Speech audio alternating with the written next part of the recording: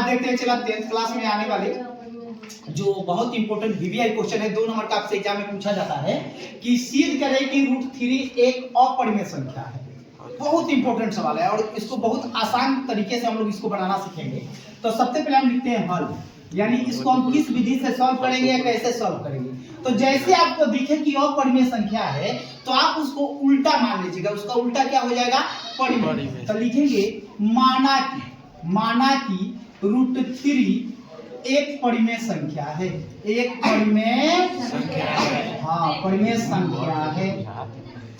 जैसे हमने माना कि यह परिमेय संख्या है तो लिखेंगे परिमेय संख्या से, परिमेय संख्या से।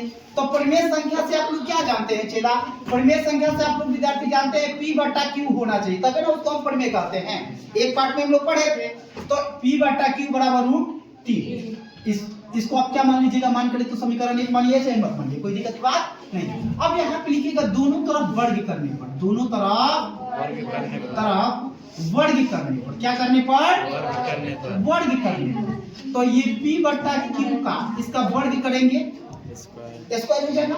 इधर भी √3 है तो इसका भी स्क्वायर कर ले हम लोग, ठीक है। यहाँ पे देखिए चला, इसको हम ऐसे लिख सकते हैं P²/Q², क्योंकि ये स्क्वायर है तो P के भी मूल पर है और Q के भी मूल पर है। अब यहाँ पे देखिए ये रूट और स्क्वायर कट जाता है तो यहाँ पे क्या बचेगा, 3 बचेगा ना चेला। अच्छा, इस यहाँ पे बट्टा में कुछ नहीं है तो कितना होगा, 1 होता है हर एक के बट्टे में।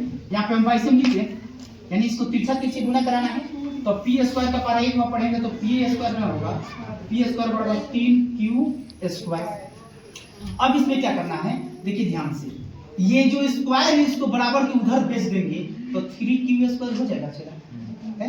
अच्छा, ये बताइए कि P जो है 3 है तो 3 किसका वर्गमूल होता है जी, किसी का √3 होता है क्या, वर्गमूल तो नहीं होता, तो 3 का नॉन निकलेगा वर्गमूल, तो इसको 3 ही छोड़ दिए। लेकिन Q 2 है तो आप जानते हैं कि रूट में जब 2 अंक रहे तो उसमें से एक अंक को हम क्या कर देते हैं, बाहर कर देते हैं। तो यहाँ पे बाहर निकाल दिए, स्क्वायर हट गया रूट से।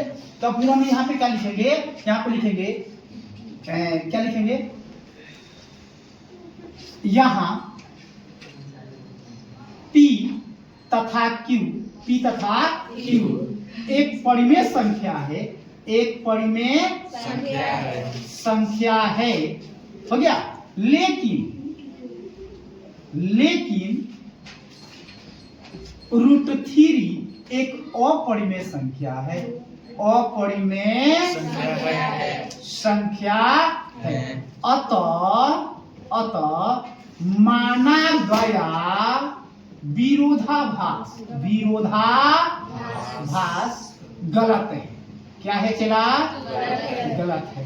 इसलिए √3 एक अपरिमेय संख्या है। क्या है, अपरिमेय संख्या है। सबको समझ में